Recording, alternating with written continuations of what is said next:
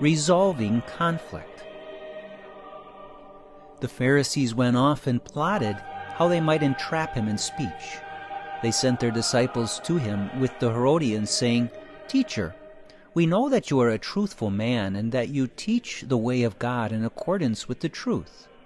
And you are not concerned with anyone's opinion, for you do not regard a person's status. Tell us then, what is your opinion? Is it lawful to pay the census tax to Caesar or not?" It has been said that the enemy of my enemy is my friend. In other words, two people who are enemies with each other will often join together if they see an opportunity to jointly attack an even greater enemy. This is what was happening in today's gospel. Jesus was considered the greatest enemy of the Pharisees and the Herodians, and both of these groups joined together in a plot to trap Jesus, even though they greatly disliked each other. The Pharisees were very nationalistic and were strict observers of the law of Moses. It was their view that the people should not have to pay taxes to the Romans, and many of the people agreed. The Herodians supported the Romans and therefore were supporters of Herod, the Jewish ruler appointed by the Roman emperor. One of Herod's responsibilities was to obtain taxes from the Jews for use by the Roman government. Those who opposed the paying of taxes to the Romans could even be put to death. This joint questioning of Jesus had one goal: to get him in trouble. If Jesus said it was unlawful to pay taxes to Caesar, Herod's soldiers could arrest him. If Jesus said that the people should pay taxes to Caesar, the Pharisees could turn the people against him. It appeared to be a lose-lose question posed to Jesus. Of course, Jesus' answer was perfect. Without violating the law of God, he also refrained from violating the civil law. Upon hearing his answer, all who heard him were amazed, and leaving him, they went away. The lesson learned from this passage is an especially important lesson to apply to family life. It is very common for conflicts to arise from time to time among those who are close to each other. When that happens, we can often take the approach of trying to trap the other person and trip them up with our deceptive reasoning. When this happens between two people, the conversation often turns into a shouting match, with each party seeking only to find fault with the other. The solution to such situations is simple. Every conflict must be resolved by the truth. Jesus did this perfectly. He did not attack when he was attacked. He did not defend himself irrationally. He did not shy away from the confrontation.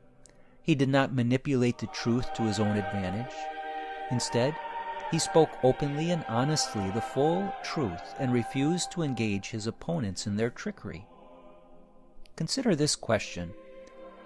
What if you were in Jesus' position and the Pharisees came to you asking you this question? What would you be tempted to answer? Most likely, you would try to answer them in such a way that appeased them. You might whisper, "We shouldn't pay taxes, but don't tell that to the Herodians." And if the Herodians were to ask you that question, you might be tempted to give a different answer that appeased them.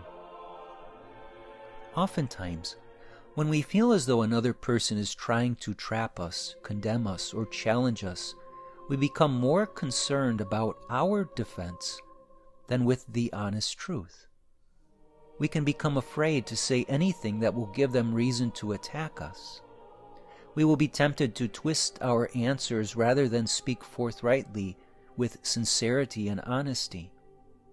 This will never resolve a conflict. The only way to resolve anything is with the truth. Today's reflection is entitled, "The Embrace of the Infant Jesus." It is most appropriate to prayerfully reflect upon being held in the holy arms of our God. Understanding the merciful love of the Father in heaven through the holy embrace of love reveals to us his fatherly care. Running to the arms of Jesus opens our hearts to his merciful love. But one image that will also be helpful and holy to reflect upon is that of the infant Jesus. Imagine if you were privileged to be present when Jesus was an infant. And imagine if this infant looked at you, reached out his arms, and sought to be held by you. And imagine if this infant held you tightly as he rested on your heart. This holy exchange of love will most certainly be understood by parents as they hold their children. Contemplate the profound love and infinite mercy of God coming to you through this warm and unconditional embrace of a little child. Jesus is reaching out to you. Embrace him and hold him tightly.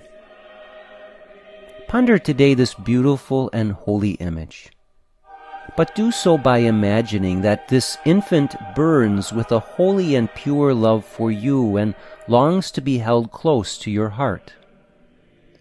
Resting in your arms, you feel the love of this sweet embrace. This is an image of the love of God and a holy image. Allow your own experiences of holding a child to teach you about the mercy of God, and express your own love for God through this holy image of a child's embrace. Jesus, I trust in you.